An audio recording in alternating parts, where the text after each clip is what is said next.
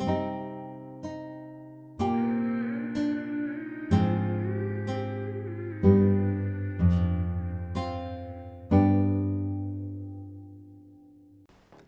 what's up guys? Today, we have an interesting video.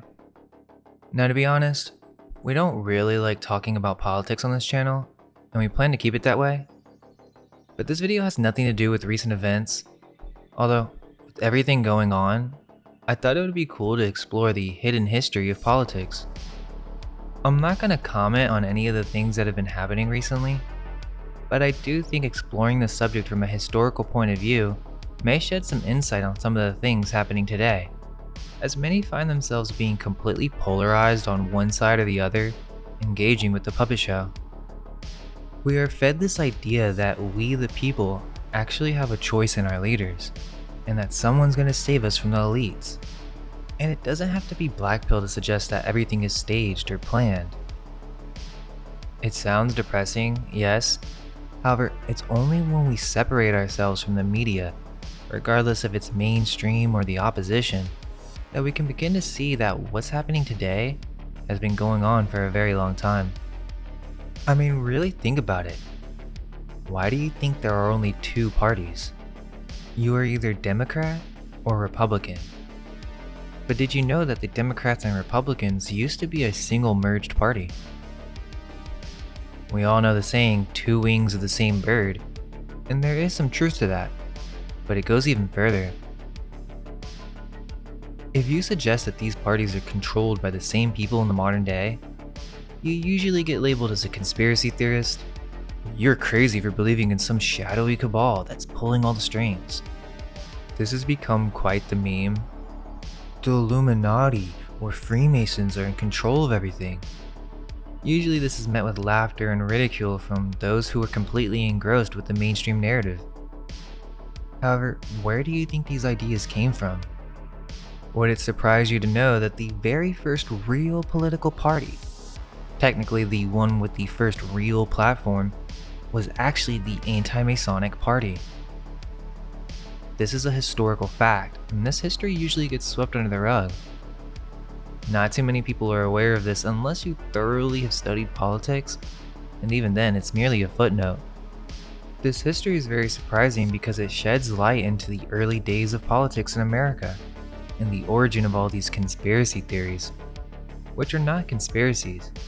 They're genuine concerns of elites and corporations influencing what we believe to be a democracy. This isn't new and was literally the platform of the first real political party. Technically, it is the third political party, but as we'll see, the first two did not really have a platform. They were just Federalist versus Anti-Federalist, central government power versus state power, but they had no real message or overall values outside of that. In order to understand this, let's dive deep into the mysterious history of politics in the United States, and let's see if there's any substance to this idea that modern day politics is simply a puppet show.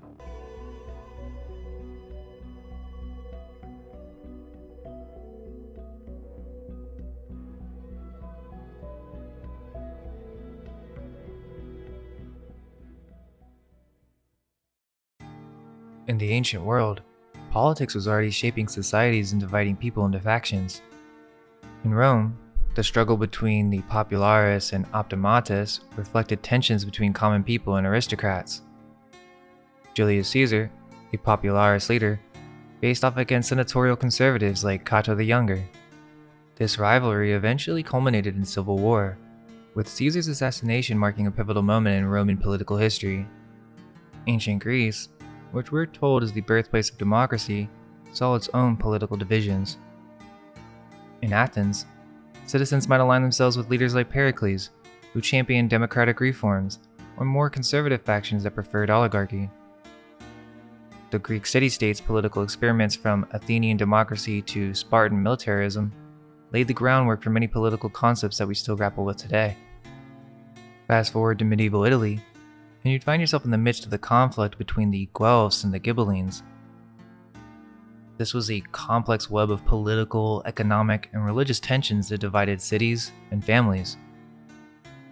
The Guelphs generally supported the Pope, while the Ghibellines backed the Holy Roman Emperor.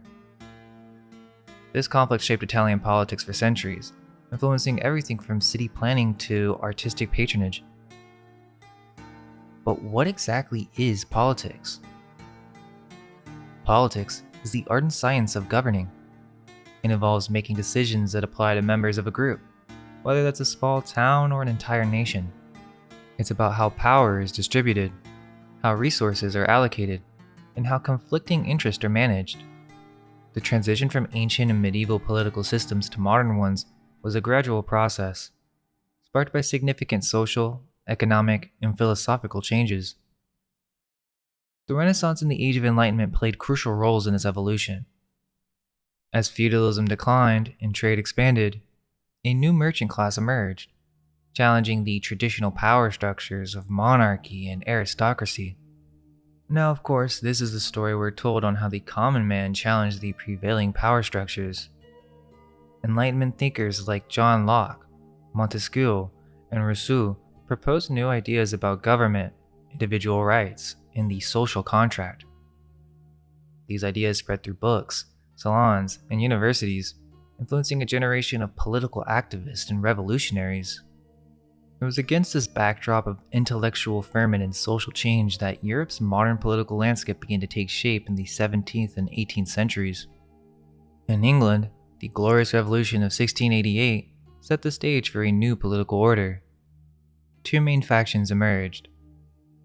The Whigs, these were the progressives of their day, wanting to limit the king's power. Think rebels with powdered wigs. They supported constitutional monarchy and believed Parliament should have the upper hand. The Whigs drew support from the emerging middle class, religious dissenters, and reform-minded aristocrats. Then you have the Tories, the traditionalists who backed the monarchy, basically the king's fan club. They favored the established order and a stronger role for the monarch. Tories typically represented the interest of the land gentry and the Anglican Church. These factions would evolve into Britain's first modern political parties, setting a precedent for oppositional politics that would influence democracies worldwide. Meanwhile, France was about to experience a political upheaval that would shake Europe to its core. The French Revolution of 1789 brought radical new ideas about citizenship, equality, and the role of government. As the revolution progressed, two key factions emerged. The Jacobins, these were the hardcore revolutionaries, a bunch of angry philosophers with pitchforks. Led by Maximilien Robespierre, they pushed for radical change and weren't afraid to use violence to achieve their goals. The Jacobins advocated for a strong centralized republic, universal male suffrage, and the complete dismantling of the old feudal order. Then you have the Girondins, the more moderate bunch. They wanted revolution, but maybe with a bit less of chopping of the heads. Initially supporting a constitutional monarchy, they later backed a federal republic. The Girondins, led by figures like Jacques-Pierre Brissot, represented the interests of provincial France and were wary of Paris-centered radicalism. The clash between the factions would lead to the infamous Reign of Terror, demonstrating the volatile nature of revolutionary politics. It's crucial to understand that these political factions weren't democratic parties as we now know them today. Instead, they were primarily manifestations of elite family rivalries and power struggles among the upper classes. The common people had little direct say in these conflicts. Whether it was the Guelphs and the Ghibellines of medieval Italy, or the Whigs and Tories of the 17th century England, these groups represented competing interests with the nobility, wealthy landowners, and emerging merchant classes. While they sometimes claimed to champion broader causes, at their core, these factions were about which group of elites would hold power. The idea of mass political participation was still centuries away.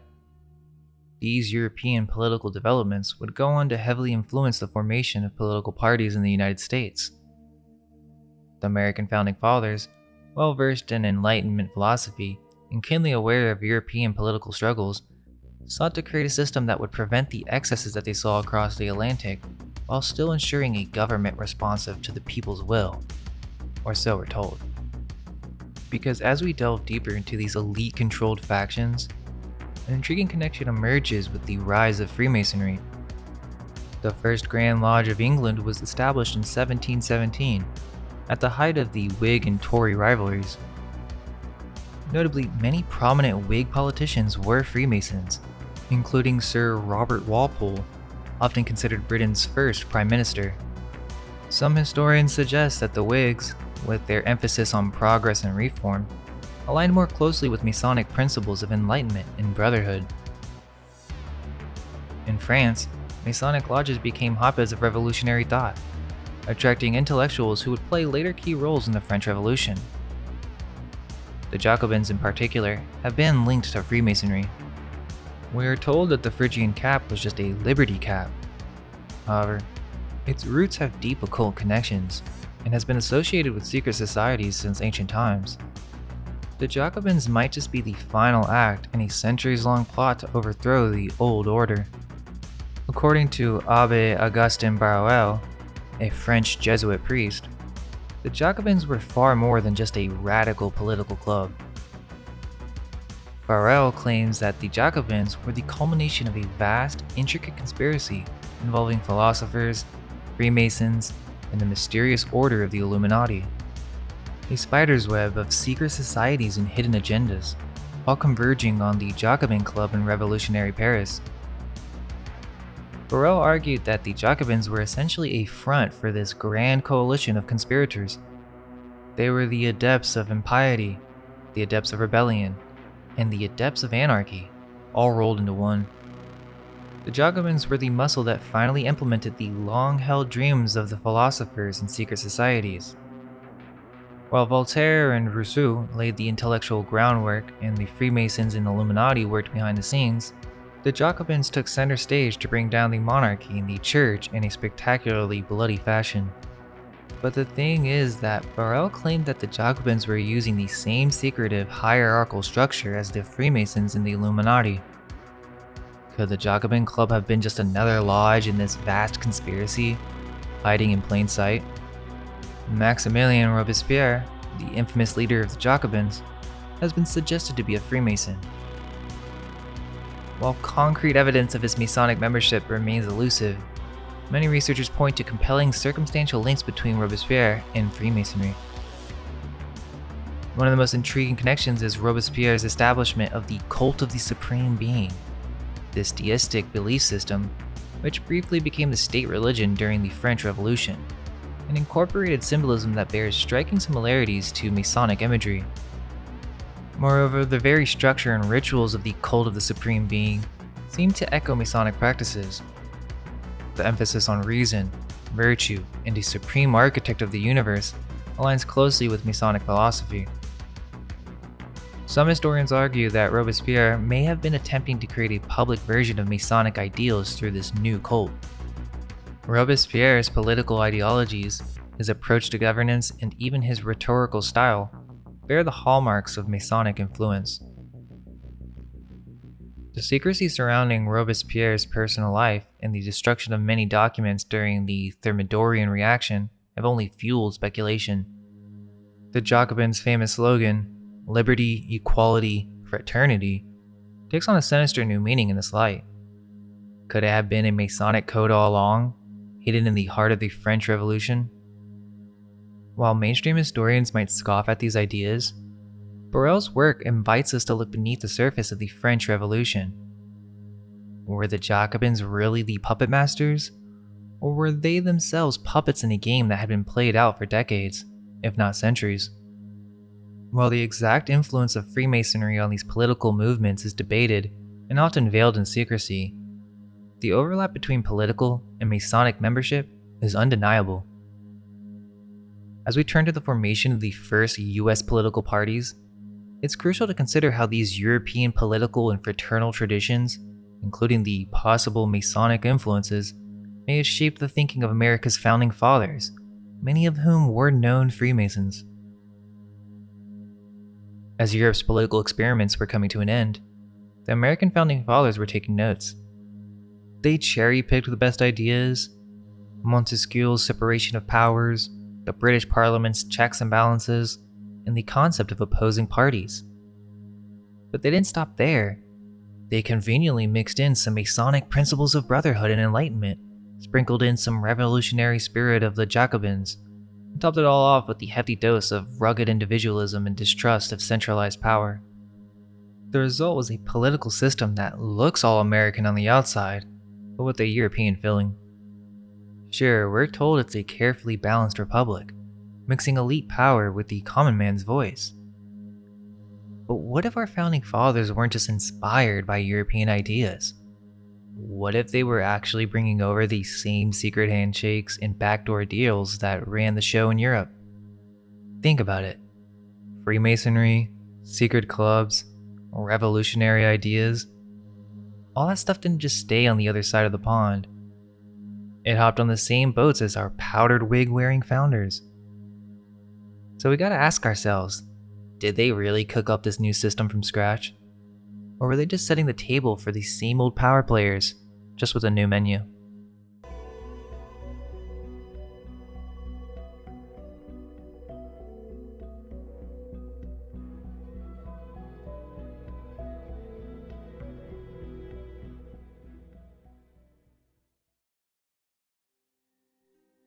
It's no secret that many of our founding fathers were Freemasons. But just how deep did this influence go? George Washington, the OG Mason president. He was initiated in 1752 and even laid the cornerstone of the US Capitol in full Masonic regalia. Washington even invoked a great spirit in the sky when he founded the city that would bear his name.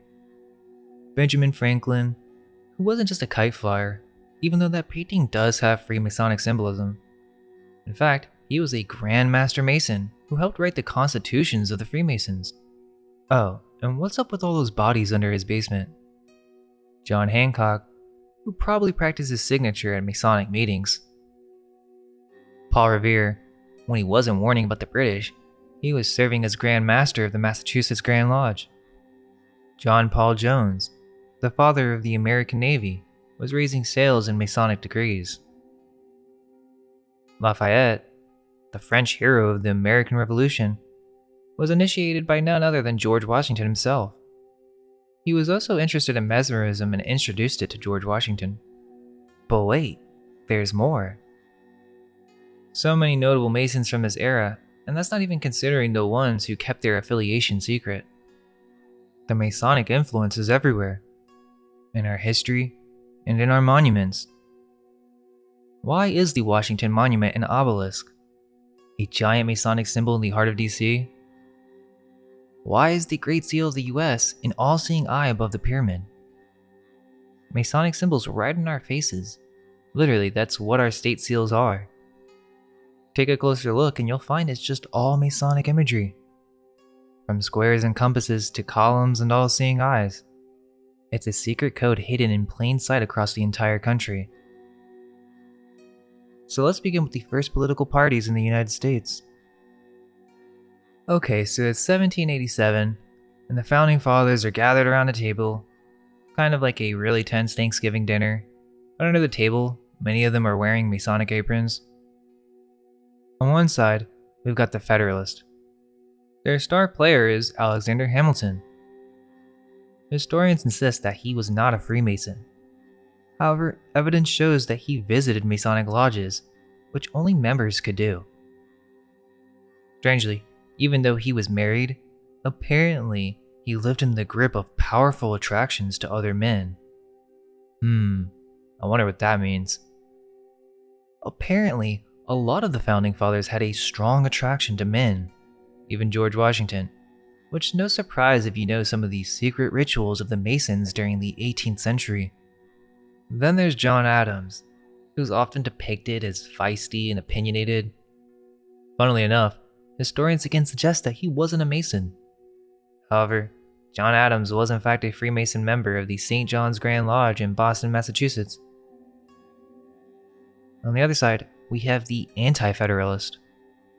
There's Thomas Jefferson. While historians often dismiss claims of Thomas Jefferson's Masonic membership, his relationship with secret societies is more complex than it appears. Jefferson was a confirmed member of the mysterious FHC Society at William and Mary College, a group so secretive its full name remains unknown.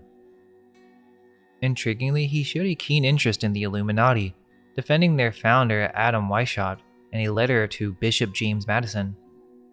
Jefferson even drew parallels between the Illuminati's goals and those of Jesus Christ, suggesting a deeper understanding of esoteric philosophies. And then we have James Madison, often called the father of the Constitution, who's another founding father said not to have Masonic affiliation by historians. While not officially listed as a Freemason, tantalizing evidence suggests otherwise. John Francis Mercer, governor of Maryland, congratulated Madison on becoming a Freemason in a 1795 letter. John Dove, an early Grand Secretary of the Grand Lodge of Virginia, claimed Madison was one of the original founders of Hiram Lodge 59 in 1800. Intriguingly, Madison marched in Masonic processions and was present at cornerstone laying ceremonies conducted with full Masonic honors. The loss of many lodge records from this period makes this even more suspicious. Were they trying to hide this information?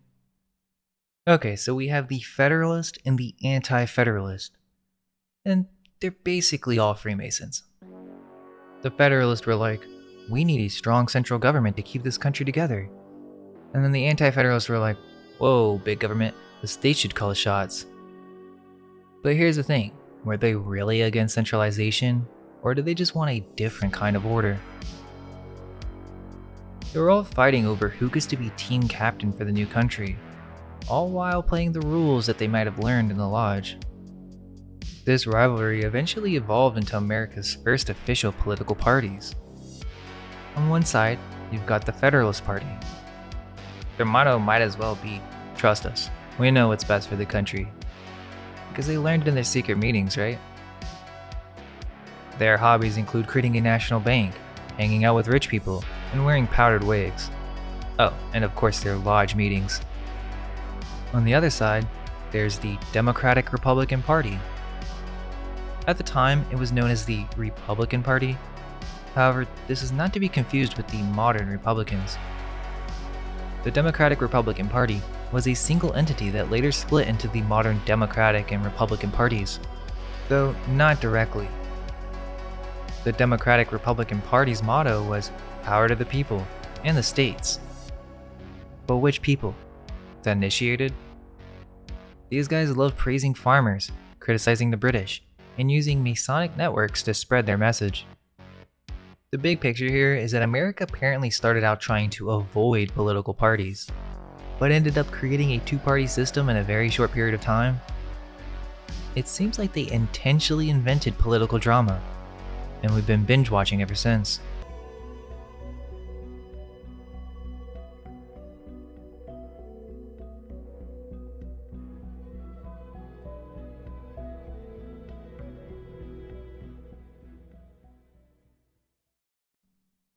Interestingly, the era of good feelings all revolves around the War of 1812, which seems to be the point of a great reset in the United States. This conflict, often overlooked in our history books, might have been more pivotal than we're led to believe.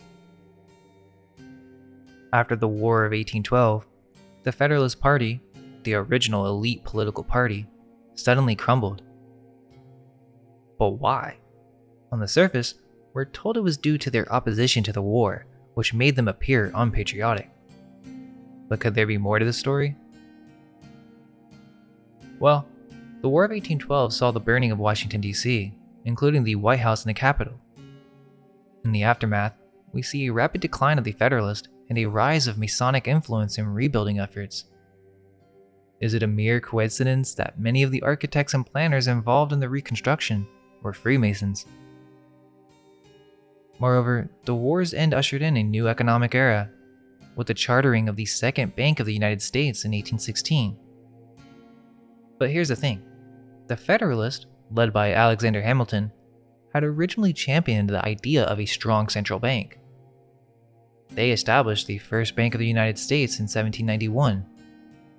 The Democratic Republicans, on the other hand, initially opposed the idea, viewing it as unconstitutional and a threat to state rights. But after the War of 1812, something strange happened. The Democratic Republican controlled Congress and presidency under James Madison, yes, the same party that had opposed central banking, chartered the second bank of the United States. It was as if the Democratic Republicans had adopted a key Federalist policy just as the Federalist Party itself was fading into obscurity. This begs the question, who really stood to gain from this new financial order? Was this shift a result of wartime pragmatism? Or were there unseen forces at work manipulating both parties to serve a hidden agenda? By 1816, the Federalist Party couldn't even field a presidential candidate. Was this truly just political unpopularity? Or had they served their purpose in introducing the concept of central banking, only to be discarded once the Democratic Republicans could be brought around to the idea? The central bank was the central government. So the real story of the Federalist decline, the Democratic Republican shift on banking policy, and the subsequent era of good feelings may be hidden in the shadows of secret societies and backroom deals. Could this period represent not just a political realignment, but a consolidation of power by financial elites and secret societies, now able to influence policy regardless of which party held power? After the War of 1812, the Federalists and the Democratic Republicans essentially merged, ending the first-party system in the United States. As the second-party system emerged in 1824 to 1828, the Democratic-Republican Party split into two factions. The Jacksonian faction, which evolved into the modern Democratic Party in the 1830s, and the Henry Clay faction, which was later absorbed by Clay's Whig Party. We'll delve deeper into these new parties shortly, but it's crucial to note that before the second party system could fully take shape, another significant political entity emerged.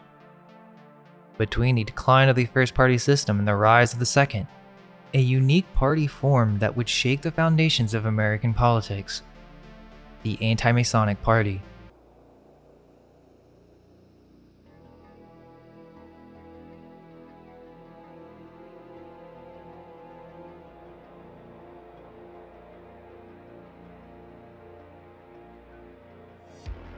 Interestingly, modern Freemasons often point to this period as the origin of many conspiracy theories about their organization secretly controlling government.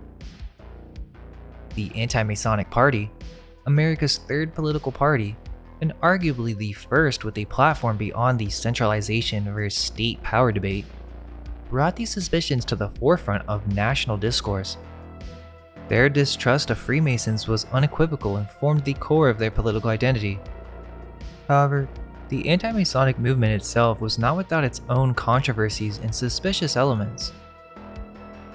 This chapter of American history marks a crucial turning point, where secret societies, political power, and public paranoia intersected in ways that would shape conspiracy theories for generations to come. This all started, supposedly, because of the Morgan Affair. The Morgan Affair of 1826 was a pivotal event that sparked the anti-Masonic movement in the United States. At its center was William Morgan, a resident of Batavia, New York, whose disappearance and presumed murder in 1826 ignited a powerful movement against the Freemasons. You see, Morgan had announced his intention to publish a book exposing Freemasonry's secrets. He was going to publish an exposé titled Illustrations of Masonry, critical of the Freemasons and revealing their secret degree ceremonies in detail. Then, he was arrested on trumped-up charges. Now keep in mind, William Morgan was a Freemason himself. He was a former member of the Eastern Star Lodge and even attempted to form a Royal Arch chapter in Batavia, but was rejected by local Masons. It was this that led him to retaliate, and supposedly, he threatened to expose all of Mason's secrets. However, the strange part about this is, then why would you collaborate with a news publisher, David Miller, in order to announce that you're going to be doing this? Seems a little suspicious. Because, immediately after this announcement, Freemasons took immediate action against Morgan and Miller. Apparently they attempted to burn Miller's newspaper office, And then, Morgan was arrested on charges of theft, which was widely believed to be fabricated.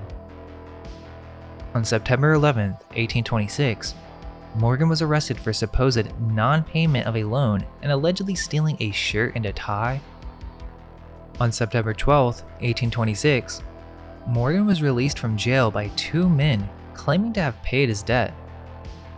He was last seen being forced into a carriage. This caused an immediate uproar, and despite extensive searches and a substantial reward offered by Governor DeWitt Clinton, no body was ever found. And keep in mind, Governor Clinton was himself a Grand Master Mason. The Morgan affair ignited widespread anti-Masonic sentiment, culminating in the formation of the Anti-Masonic Party in 1828. This controversy lasted nearly 2 decades into the late 1840s and was a pivotal factor in Freemasonry's apparent decline. However, it's possible this period marked not only a true decline, but a strategic retreat into greater secrecy. The Freemasons may have used this turbulent time to shed their past stigma and recalibrate their public image. Intriguingly, despite Morgan's disappearance, his expose was still published by Miller. This does raise questions about the true nature of the incident. Was it really a genuine attempt at suppression, or a calculated PR maneuver? If absolute secrecy was the goal, surely they would have silenced Miller as well. It's crucial to note that Morgan's book only unveils the first 3 degrees of Freemasonry, the Blue Lodge degrees. Having been rejected from the Royal Arch degree, Morgan couldn't reveal Freemasonry's deepest secrets. This selective transparency might have been a strategic move, allowing lower degree practices to be exposed to dispel broader suspicions while protecting the truly sensitive information of higher degrees. But even these lower degree rituals are bizarrely incongruous with the public personas of the politicians and elites associated with them. The practices described are strange and archaic. You have elaborate initiation rituals involving blindfolds, symbolic objects, and solemn oaths, secret handshakes, passwords, and gestures for identification, dramatic esoteric reenactments like Hiram Abiff's murder, a degree system with escalating complexity and symbolism, emphasis on secrecy about the group's practices, a blend of multiple religious elements with moral teachings, references to ancient history and architecture, particularly Solomon's Temple, odd physical postures and movements in ceremonies, anachronistic roles and titles, and finally mixture of practical morality with esoteric symbolism and mysticism. Now, these Blue Lodge degrees are relatively accessible, leading some to dismiss Freemasonry as merely a benign social club focused on self-improvement and philanthropy. However, this accessible facade may serve to obscure the more guarded higher degrees and exclusive orders, reserved for a select few and protected by even greater secrecy. The true nature and influence of Freemasonry may lie in these hidden echelons, far from public scrutiny. The Anti-Masonic Party emerged as the first significant opposition to Andrew Jackson's Democratic Party, marking a crucial moment in American political history. As the first third party in United States history to seriously contest elections on a national scale, it set the stage for future political movements. Initially, the anti-Masons positioned themselves as the antithesis to the Jacksonian Democrats, who were perceived as closely aligned with Freemasonry. This stance was particularly interesting given that Jackson himself was a prominent Freemason. Interestingly, the Anti-Masonic Party introduced several political innovations, most notably the concept of national nominating conventions, holding the first one for a presidential candidate in 1831. While the Anti-Masonic Party initially focused on opposition to Freemasonry, it soon broadened its platform to include other reform issues, expanding its appeal. On the surface, this conflict was portrayed as a struggle between the common man and the elite. However, is that really the full story? the idea that the anti-Masons truly represented the common man against the elite is questionable at best. In reality, many anti-Masonic leaders were themselves part of the social and political elite.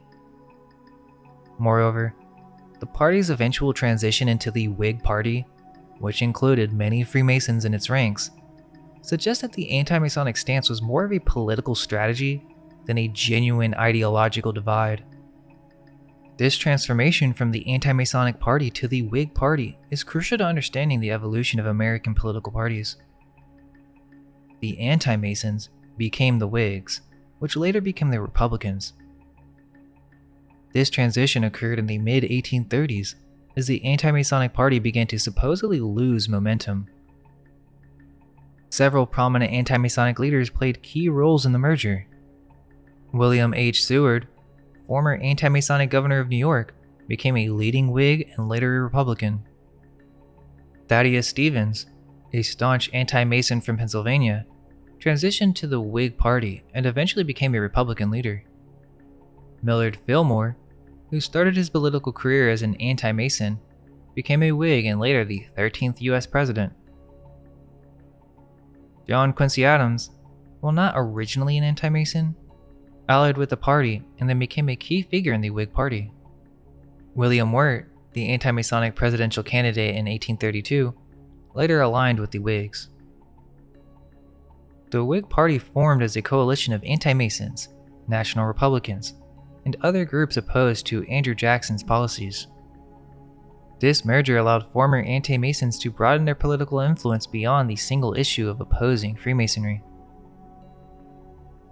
So first, it was anti-Masons versus Democrats, or basically anti-Masons versus Freemasons. Then the anti-Masons became the Whigs, which eventually evolved into the Republican Party.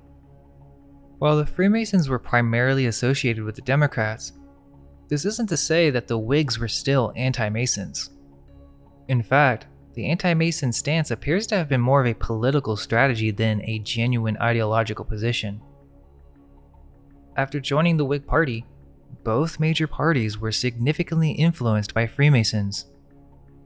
Notable Whig Freemasons included William Henry Harrison, the 9th U.S. President, John Tyler, the 10th U.S. President, Millard Fillmore, the 13th U.S. President, Henry Clay, Daniel Webster, and Winfield Scott. So Freemasonry was deeply embedded in the Whig Party, despite its anti-Masonic origins. The presence of prominent Freemasons in both major parties suggests that the initial anti-Masonic movement may have been more about political maneuvering than genuine opposition to Masonic influence. In essence, the anti-Masons was a charade, simply a front, and the underlying influence of Freemasonry remained a constant, transcending party lines and shaping American politics in ways that were not always apparent to the general public. The origin of Freemasonic conspiracies in America can be traced back to the anti-Masonic party. Modern Freemasons often dismiss the multitude of leaked 19th century rituals as mere anti-Masonic propaganda. However, what's rarely discussed is the fact that the anti-Masonic movement itself was, ironically, initiated by Freemasons. The anti-Masonic party served as a clever cover-up, a means to control and contain the emerging conspiracies. As ex-Freemasons began revealing lodge secrets, the creation of the party allowed Masons to manage the narrative. It gave the illusion that the citizens could vote for elites who opposed Freemasonry, while in reality, these opponents were part of the very system they claimed to fight. The inevitable failure of the anti-Masons to gain significant power was, in retrospect, a foregone conclusion. After all, how could a nation founded by Freemasonic elites genuinely allow an anti-Masonic party to rise to prominence? This was, in effect, a masterful example of controlled opposition. The ultimate goal was to relegate all leaked information and accusations to the realm of conspiracy, effectively discrediting it. This strategy laid the groundwork for what we now recognize as conspiracy theories in the United States. particularly the concept of a shadowy cabal controlling events from behind the scenes. In this light, the anti-Masonic movement appears less as a genuine opposition and more as a sophisticated ploy to shape public perception and control the narrative surrounding secret societies in America. Okay, but this is when things get really bizarre. There's actually a book published in 1895 that's based on the Morgan event and might be revealing of hidden truths about the whole affair. It's this trippy fantasy book, which some of you may have heard of. It's called Etidorhpa. I'm pretty sure whoever wrote this was on some serious drugs, as many others have concluded. It's a bizarre story, but it doesn't seem to be your typical sci-fi or fantasy novel. It's more of an occult novel, and the author presents it as if it really happened. Etidorhpa is Aphrodite spelled backwards, and the first editions of the book were distributed privately. The second edition features a pyramid with the Star of David and an X on it, which is common in Freemasonic imagery. This book deserves its own video, but I'm bringing it up because it's basically about how William Morgan was initiated into an elite brotherhood after being kidnapped. In the book, he's called I Am the Man. The main protagonist, who was initially a member of a secret society, implied to be the Freemasons. He threatens to expose their secrets, which leads to his kidnapping, just like the actual Morgan event. Except this time, we learn about what really happened to Morgan. I'll quickly summarize the story, but let me break down how this is a Freemasonic book disguised as a fantasy novel. The author, John Uri Lloyd, was a pharmacist and a chemist interested in the occult and alchemy.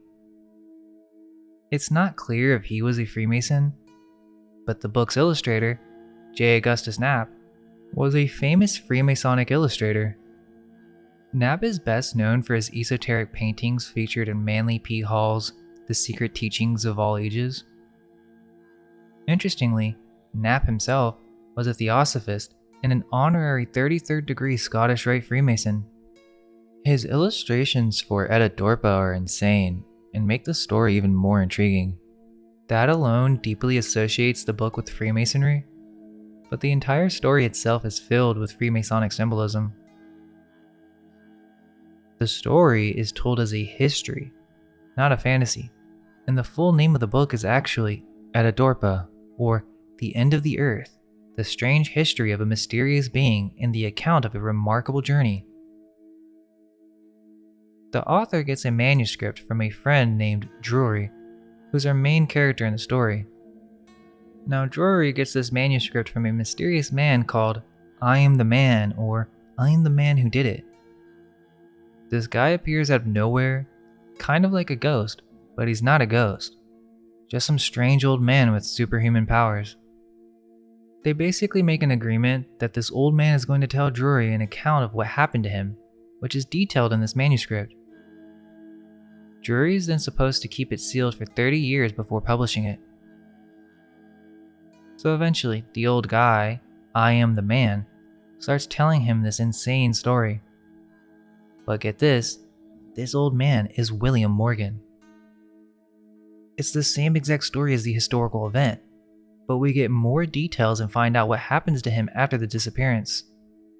So, I Am the Man, aka William Morgan, begins his story by discussing how he grew unsatisfied with conventional knowledge and wanted a deeper understanding of the occult and alchemy.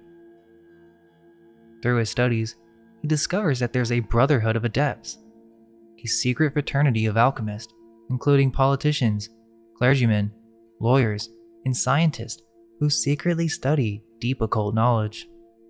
It's even mentioned that they specifically conceal their affiliation to maintain their professional reputations. Wild, right?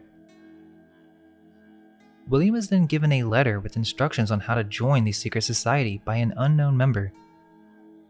The letter details that this brotherhood has existed since ancient times and is in pursuit of an advanced state of consciousness.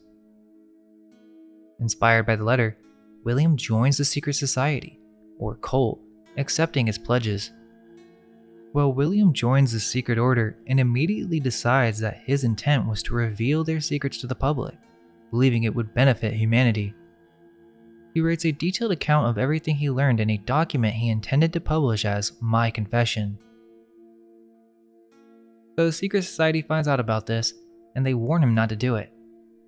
Yet William is stubborn and persists with his plan to publish the manuscript.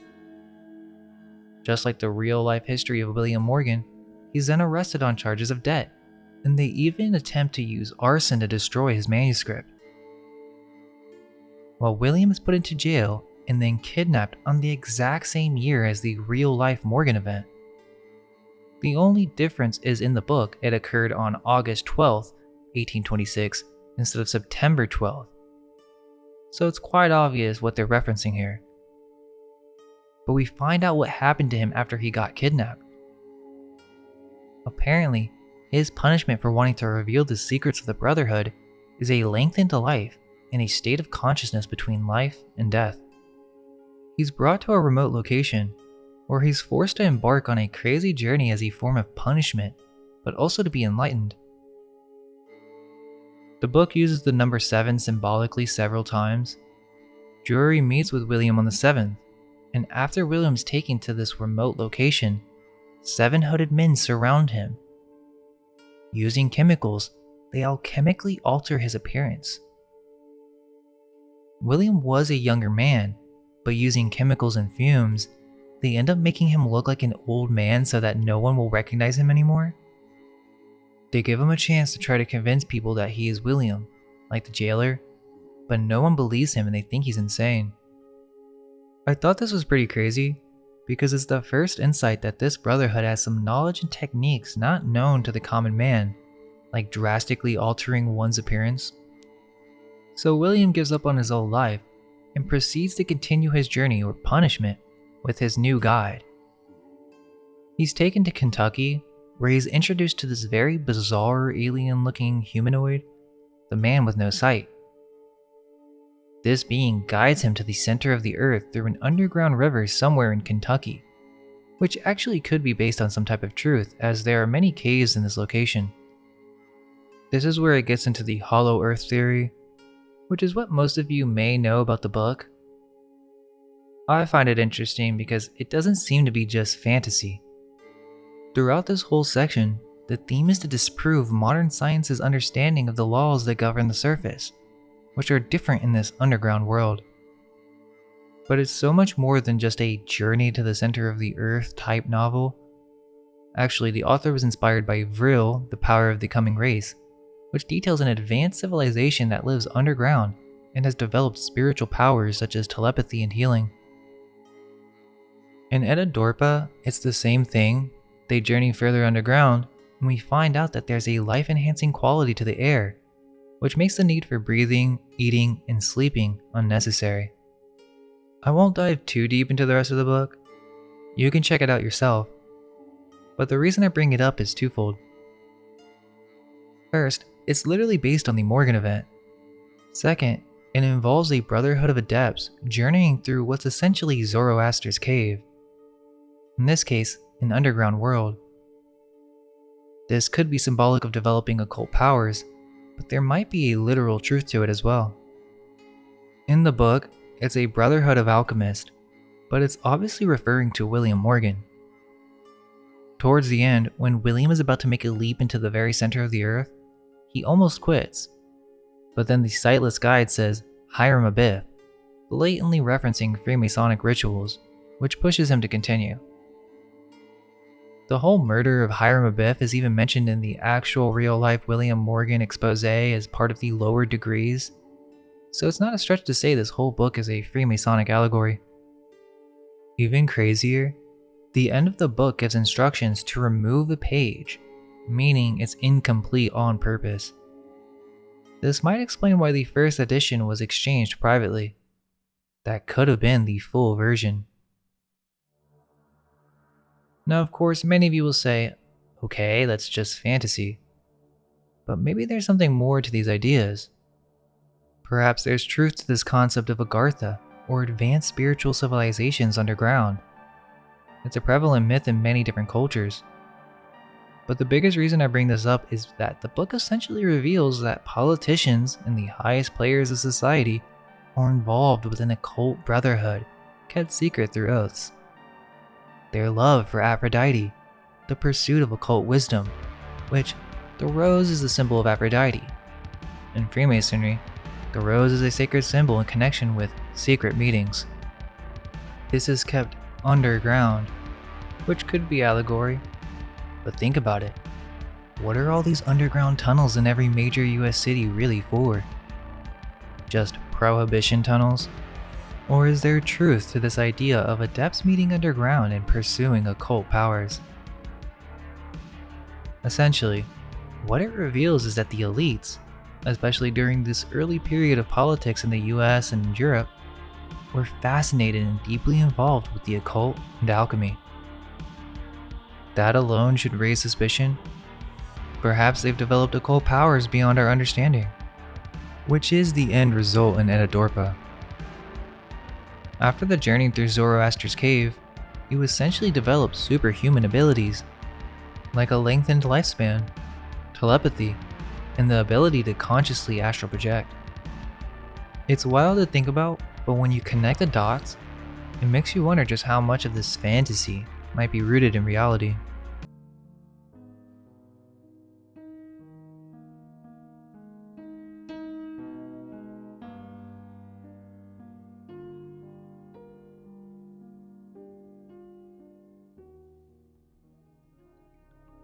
So after the 1830s, the anti-Masonic Party, once a powerful force in American politics, began to crumble. We're told that their singular focus on opposing Freemasonry proved insufficient to sustain a national movement, or perhaps their purpose was fulfilled. As mentioned, many of the leaders of the anti-Masonic Party migrated to the Whig Party, which became the next platform to challenge Andrew Jackson's Democrats. The second party system was the Democrats against the Whigs. The Democrats, led by Andrew Jackson, championed the common man, opposed a national bank, favored westward expansion, and supported state rights. They appealed to farmers, laborers, and frontier settlers.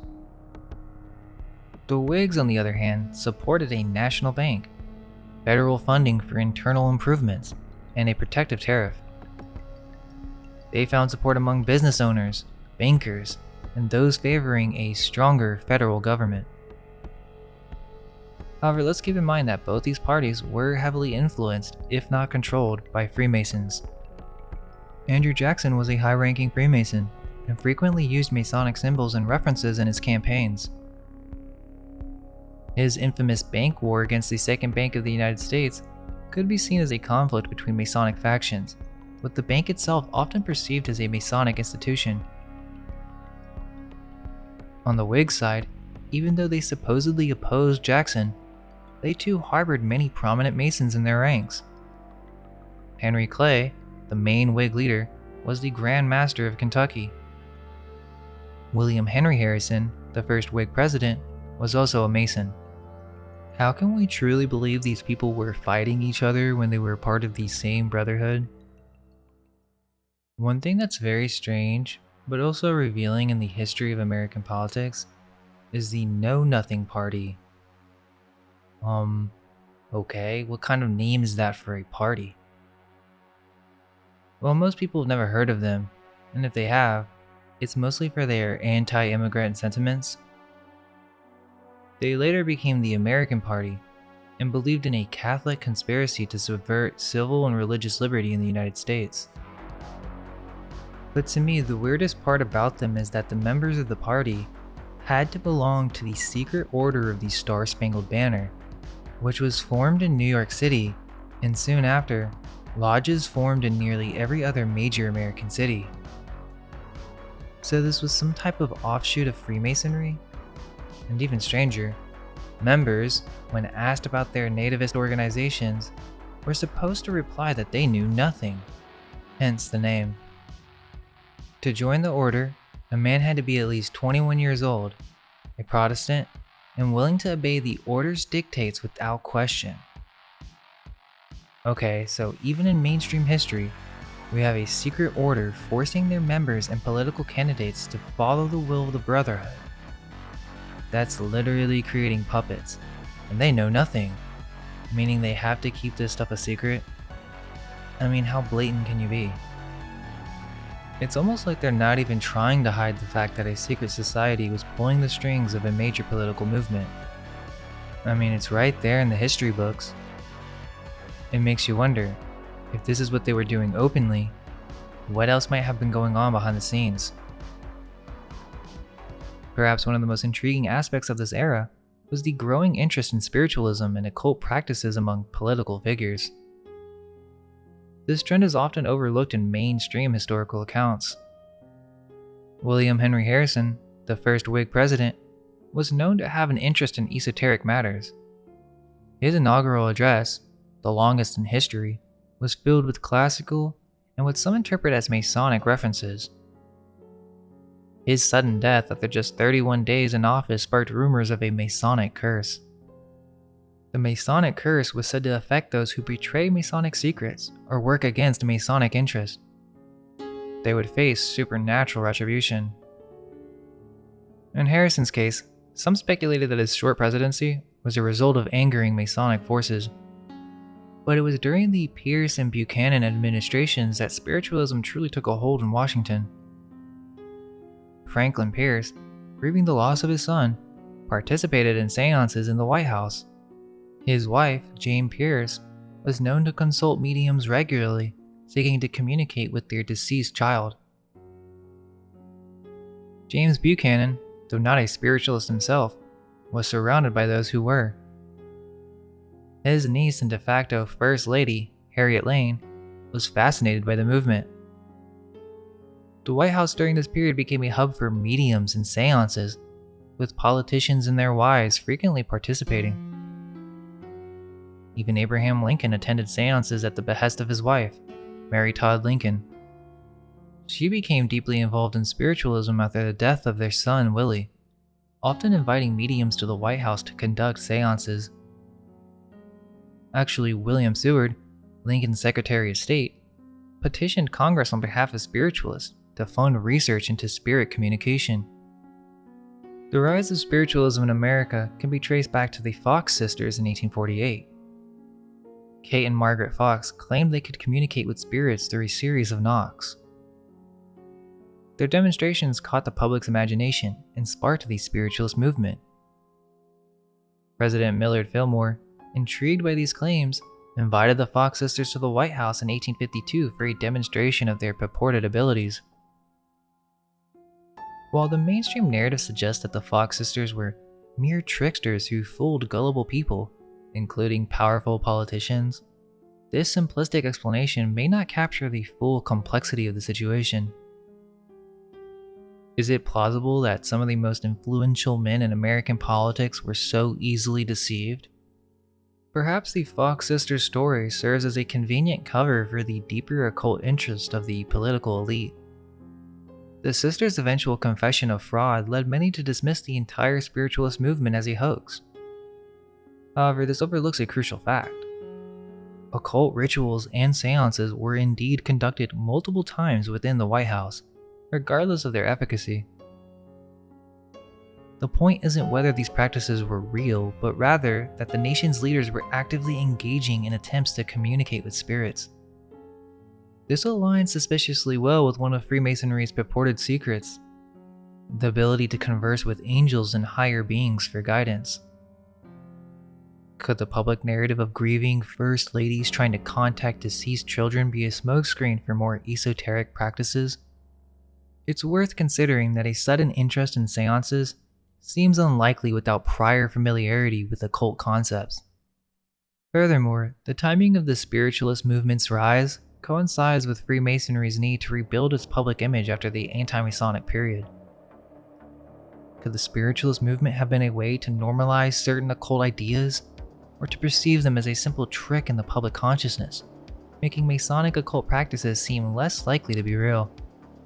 While obviously we can't prove that the Fox sisters were part of a larger cover-up, the story certainly provides a convenient narrative that distracts from the undeniable fact that occult practices were indeed occurring at the highest levels of government, rooted in traditions and beliefs that long predated the spiritualist movement. As the nation expanded westward, Freemasonry played a significant role. The concept of manifest destiny, championed by the Democrats, resonated with Masonic ideals of spreading light and civilization.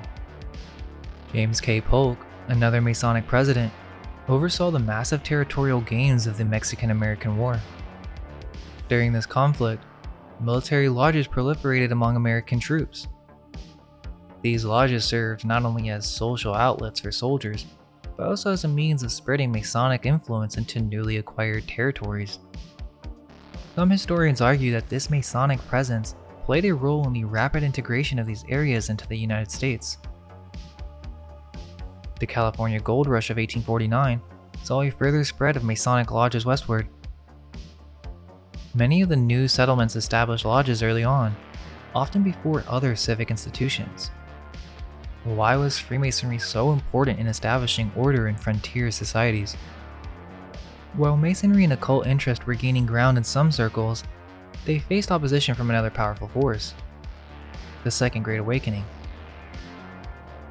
This religious revival movement, emphasizing personal salvation and moral reform, often clashed with Masonic ideals. This created a spiritual tug-of-war in the American psyche. On one hand, there was the allure of ancient wisdom and secret knowledge offered by Masonry and spiritualism.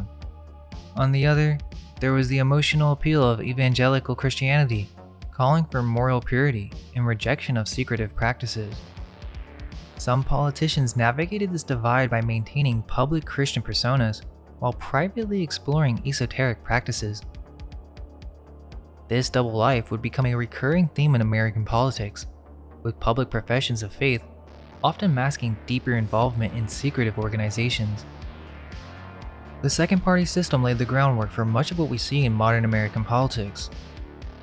The Masonic and occult undercurrents of this period established patterns of hidden influence that would persist long after the Whig Party's demise. As the 1850s progressed, the Whig Party began to fracture over the issue of slavery. This division, coupled with the rise of nativism and the controversy over the Kansas-Nebraska Act, led to the party's collapse. From its ashes rose the Republican Party in 1854, absorbing many former Whigs, Free Soilers, and anti-slavery Democrats. The transition from Whigs to Republicans did not diminish the influence of Freemasonry in politics. Many prominent early Republicans were Freemasons, continuing the tradition of Masonic involvement in American governance. For instance, Abraham Lincoln, while not a Mason himself, was surrounded by Masonic influences. His vice president, Andrew Johnson, was a Mason, as were several members of his cabinet.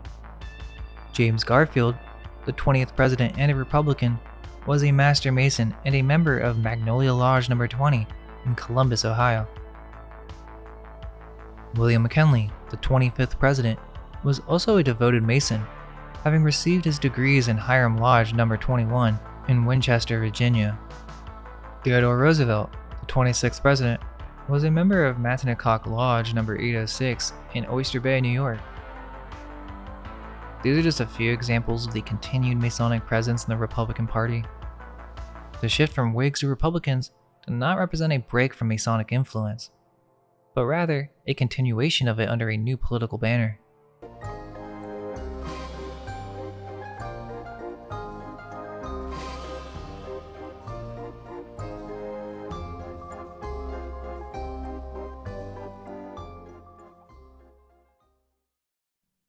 The second party system collapsed after the Kansas-Nebraska Act of 1854.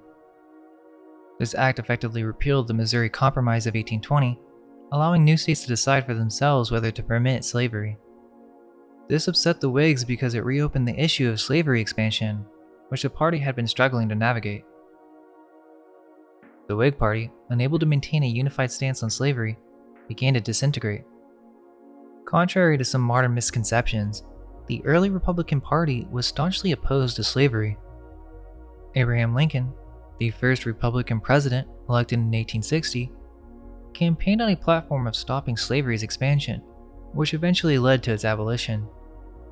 The Republicans of this era viewed slavery as morally wrong and economically backward. On the other hand, the Democratic Party of the time, particularly its southern wing, strongly supported the continuation and expansion of slavery. Despite portraying themselves as champions of the common man, Democrats defended the institution of slavery, arguing it was essential to the Southern economy and social order. This stance would lead to the party's fracturing and the secession of the Southern states following Lincoln's election. Interestingly, even within the abolitionist movement, Freemasonry had a significant presence. Frederick Douglass, one of the most prominent abolitionists, was a Prince Hall Freemason. The Civil War, often portrayed as a battle between brothers, takes on a new dimension when viewed through the lens of Freemasonry. Both Union and Confederate forces boasted high-ranking Freemasons among their officers and politicians. Union General George B. McClellan and Confederate General Albert Pike, for instance, were both prominent Freemasons. This fraternal connection across enemy lines raises intriguing questions. Was the Civil War a staged conflict designed to usher in a new era? Where is the photographic evidence of this event? Despite photography being well developed by the 1860s, there's a curious absence of actual battle photographs from the Civil War. We have numerous photos of encampments and posed scenes, but live combat photos are non-existent. The common explanation is exposure issues, but that seems inadequate given the technology available at the time. Even more puzzling are the manipulated images. For example, the famous photograph of General Grant at City Point is a composite image. More strikingly, the iconic portrait of Abraham Lincoln was created by superimposing his head onto the body of John C. Calhoun. The original Calhoun portrait features a checkerboard floor and a globe, common motifs in Freemasonic symbolism. Perhaps most disturbing are the dead soldiers in some of the war's most famous portraits. These were often living men asked to pose as corpses, creating a theatrical representation of war rather than documenting its true horrors. Despite the general acceptance today that Lincoln was not a Freemason, the persistence of this discussion in Masonic circles is noteworthy. An entire article debating Lincoln's Masonic status appeared in Masonic literature. There's a photo of Lincoln in Masonic attire, held in the library of the Grand Lodge's museum. However, they say that it's a fake. But the thing is, why would Freemasons engage in such a debate if there wasn't some basis for the claim? If Lincoln was definitely not a Mason, then why did a fake photo exist in official Masonic archives? Could this be a deliberate attempt to obscure Lincoln's true relationship with Freemasonry? It's worth noting that Lincoln was surrounded by Freemasons, including his vice president. He also reportedly expressed interest in joining the fraternity shortly before his assassination. But why would Masons even be arguing about this? Was it a calculated move to distance one of America's most revered presidents from an organization that has faced periods of controversy and suspicion? Given the Freemasons' influence in politics of that era, it's plausible that there might be reasons to either claim or deny Lincoln's affiliation, depending on the political climate. Was John Wilkes Booth a Freemason? Well, by this time, they obviously were already aware that it's suspicious if everyone is a Freemason. However, there is a famous photo of Booth with his hand in his jacket, which is a Freemasonic gesture. Remember, Lincoln was assassinated in a theater, a stage show, and John Wilkes Booth's brother, Edwin Thomas Booth, was a Freemason and has the same exact photo with his hand in his jacket. John Wilkes Booth wasn't just an actor turned assassin, he was a member of the Knights of the Golden Circle, a secret society born from Freemasonry in 1854. These guys literally wanted to create a whole new country called the Golden Circle. Now this is where it gets interesting. People who laugh off the idea of Freemasons controlling everything or dismiss the Illuminati as just a conspiracy theory are missing the bigger picture. There's a whole web of secret societies, all branching off from the same root, like the Templars, but each with their own agenda. The KJC wasn't just some fringe group. We're talking about members in President Buchanan's cabinet, like the Secretary of War and Treasury. Even the Vice President, John Breckinridge, was in on it. These guys were planning to kidnap Lincoln before he could take office and install their own president, which goes to show the connection between secret societies and assassinations. The KJC borrowed Masonic symbols and had ties to the Scottish Rite, but for some reason, this history is conveniently not taught in schools. During this era, politicians were involved in various other secret societies besides Freemasonry. The Independent Order of Oddfellows, or IOF, boasted several presidential members, including Ulysses S. Grant, Rutherford B. Hayes, and William McKinley. The Oddfellows are suspicious because of their extensive network of orphanages across the United States. Intriguingly, their symbolism often incorporated elements associated with the occult, such as the all-seeing eye and the skull and crossbones. The Improved Order of Red Men, despite its name, paradoxically excluded Native Americans until the 1970s. Its membership included Presidents Warren G. Harding and Franklin D. Roosevelt, the latter also being a Freemason. Oh, and interestingly, the Freemason Henry A. Wallace, Franklin D. Roosevelt's vice president, was deeply interested in mysticism and the occult. He was involved with theosophy, astrology, and Native American spirituality. Wallace is the one who suggested using the eye and pyramid symbol from the Great Seal on US currency, seeing it as representing a New Deal of the ages. The Knights of Pythias counted William McKinley and William Jennings Bryan among its members. Notably, McKinley held simultaneous memberships in the Oddfellows, Knights of Pythias, and Freemasons, showcasing the overlapping nature of these societies. The Order of the Eastern Star, often described as a Masonic-adjacent organization for women, uses an inverted pentagram as its symbol, similar to Satanism. Founded by prominent Freemason Rob Morris in 1850, the Eastern Star's influence extended into the highest echelons of American society and politics. Notable members included Eleanor Roosevelt, Clara Barton, founder of the American Red Cross, Bess Truman, Rosa Parks, Edith Wilson, Martha Washington, and Mamie Eisenhower. Is there a reason why so many First Ladies and prominent civil rights leaders were associated with this female Freemasonry? It does seem strange. Abraham Lincoln may not be accepted as a Freemason today. However, he did apply for membership in the Tyrian Lodge in Springfield. Intriguingly, there exists a painting of Lincoln titled "Writing the Proclamation of Freedom," and in this artwork's background, you can clearly see a Freemasonic square and compass with an all-seeing eye.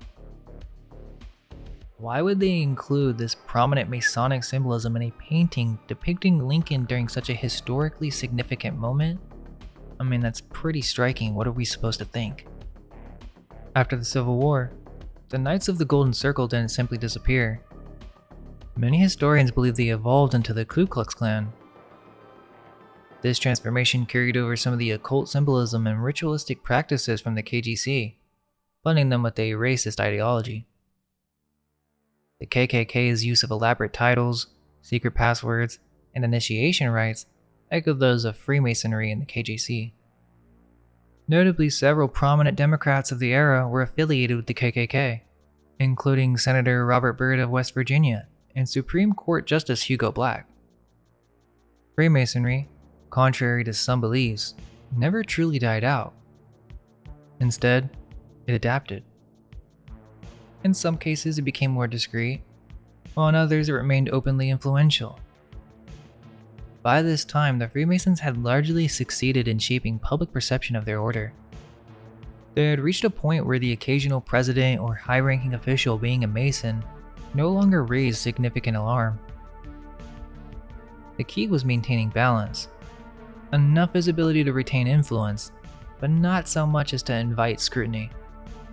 It didn't matter if a few presidents were known Masons. What mattered was avoiding the appearance that everyone in power was associated with the order. This strategic approach allowed Freemasonry to continue its influence behind the scenes, while presenting a more benign face to the public. As politics progressed into the modern day, there were many more Freemasonic politicians, both in the Democrats and the Republicans. William McKinley, Theodore Roosevelt, William Howard Taft, Warren G. Harding, Franklin D. Roosevelt, Harry S. Truman, Lyndon B. Johnson, Gerald Ford were all Freemasons. This doesn't include many vice presidents and other high-ranking officials like the first director of the FBI. And note that even though Freemasonry is not as popular as it was at the beginning of American politics, it remains a cornerstone of the political landscape. Additionally, there are other groups such as Skull and Bones and Bohemian Grove that add to the weirdness of politicians being associated with these occult fraternities. How are we to believe that there is truly a democratic process at hand when a secret occult brotherhood, interested in ancient rites and secret oaths, is behind the main two political parties? Sure, you can say Freemasonry is just a social club. You might have a family member or friend who's a Freemason and they only do good for the community. Again, those are the Blue Lodge degrees. They opened up the lodges to the community for that exact perception. There are higher degrees that are not open to the common man, and whose practices are guarded with the greatest secrecy. So why is the idea of a shadow government, or the concept of the Illuminati, treated with such ridicule? Almost all mainstream political commentators and streamers today won't even consider it. Perhaps it's because they do not understand how deeply ingrained the cult is with the founding of the United States. This isn't even to mention corporate and foreign influence. There are many more rabbit holes to explore once you open this concept of the political elite being connected to the occult. We'll leave this historical and avoid more recent events, but the idea does shed light on what's happening today. We're given the illusion of choice, and perhaps this was done by design. With that, let us know your thoughts in the comments, and all we can hope is that our minds may be unveiled. Let go of everything you think to be true. Relax the mind and ask the question, do I truly understand what this reality is?